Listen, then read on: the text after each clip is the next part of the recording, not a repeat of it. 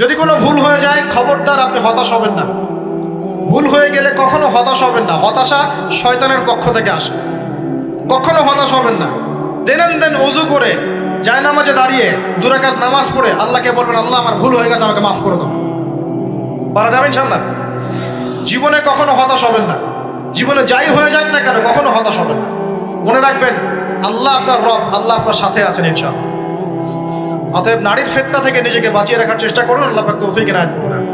আরেক শ্রেণীর ব্যক্তি আছে যাদেরকে আল্লাহ পাক আরশের ছায়া দিবেন। তারা কারা? যারা গোপনে আল্লাহকে স্মরণ করে কাঁদতে পারে। বলি সুবহানাল্লাহ।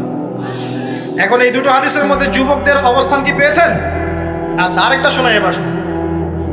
নবী সাল্লাল্লাহু আলাইহি ওয়াসাল্লাম বলেছেন 5টা জিনিস আসার আগেই 5টা বিষয়কে মূল্যায়ন করো। 1, তোমার বার্ধক্য আসার আগেই তোমার যৌবনকে মূল্যায়ন করো। যৌবনের গুরুত্ব পেলেন তো এবার?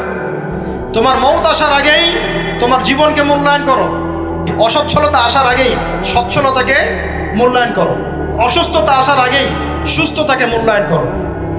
এবং এই যে কথাটা বললাম যে তোমার বার্ধক্য আসার আগেই যৌবনকালটাকে মূল্যায়ন করো।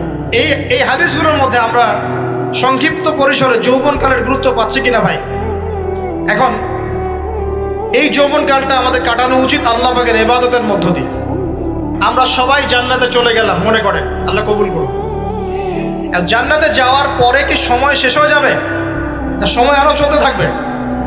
আচ্ছা, জান্নাতে যাওয়ার পরে 1 কোটি 2 কোটি 5 কোটি 10 কোটি 100 কোটি বছর পর এই জান্নাতীরা কি করবে, কি খাবে, কোথায় ঘুরবে, কোথায় ফিরবে আল্লাহ রাব্বুল আলামিন এখনই সেটা জানেন। আলহামদুলিল্লাহ, বলেন আল্লাহু আকবার।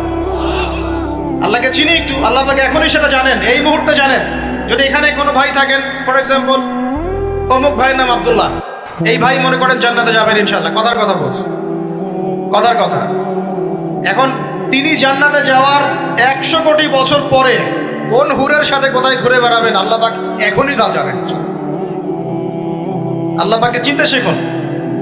আবার আমাদের মধ্যে আল্লাহ না করুক কেউ যদি জাহান্নামে যায়, সে ব্যক্তি জাহান্নামে যাওয়ার কোটি কোটি বছর পর কি আযাব ভোগ করবে আল্লাহ পাক এখনই এই মুহূর্তে সেটা জানেন। এবং আগেও জানতেন। আল্লাহ পাকের কোনো শুরু নাই, আল্লাহ পাকের কোনো শেষ নাই। আল্লাহ পাকের কোনো শুরু নাই, আল্লাহ পাকের কোনো শেষ নাই। এমন নয় যে আল্লাহ পাক আমাদেরকে সৃষ্টি করে সৃষ্টিকর্তা হয়েছেন, রিজিক দাতা হয়েছেন, পালনকর্তা হয়েছেন, এমন নয়। সৃষ্টি করার আগে থেকেই আল্লাহ পাক সৃষ্টিকর্তা, পালনকর্তা, রিজিক দাতা সবকিছুই ছিলেন। বলেন আল্লাহু আকবার। আল্লাহ পাক একজন, তার কোনো শরীক নাই। আল্লাহ রাব্বুল আলামিনের জ্ঞান অসীম। এটার উদাহরণ হাদিসে দেয়া হয়েছে এভাবে যে মুসা এবং খিদির আলাইহিস সালাম নৌকায় সফর করছেন, একটা পাখি এসে নদী থেকে 1 ফোঁটা পানি খেয়ে চলে গেল। তখন খিদির আলাইহিস সালাম বলছেন, হে মুসা, এই পাখিটা নদী থেকে যতটুকু পানি পান করতে পেরেছে এই পানিটুকু হচ্ছে পুরো পৃথিবীর সমস্ত মাখলুকের জ্ঞান। আর এই পুরো নদীতে যত পানি আছে, এই সাগরে যত পানি আছে, এগুলো হলো আল্লাহ রাব্বুল আলামিনের জ্ঞান। আমি কি বুঝাতে পারছি ভাই? এখন সেই আল্লাহ রাব্বুল আলামিন যখন কোনো বিষয়কে সত্য বলবেন, সেটা সত্য কিনা আল্লাহ পাক এখন বলছেন, আমি জিন আর মানব জাতিকে শুধু আমার ইবাদত করার জন্য সৃষ্টি করেছি। তার মানে জিন সত্য কিনা? আচ্ছা, একটু বলে দেই, মানুষের মধ্যে যেমন ভালো মন্দ আছে, জিন জাতির মধ্যেও কি আছে? ভালো মন্দ আছে। দুষ্ট জিন মানুষের ক্ষতি করার চেষ্টা করে। কি করে ভাই? এবং দিন দিন কিন্তু এর প্রভাবটা বাড়ছে। তো এখান থেকে বাঁচার জন্য কিছু প্রোটেকশন আগে বলে দেই, তারপর সামনে যাই।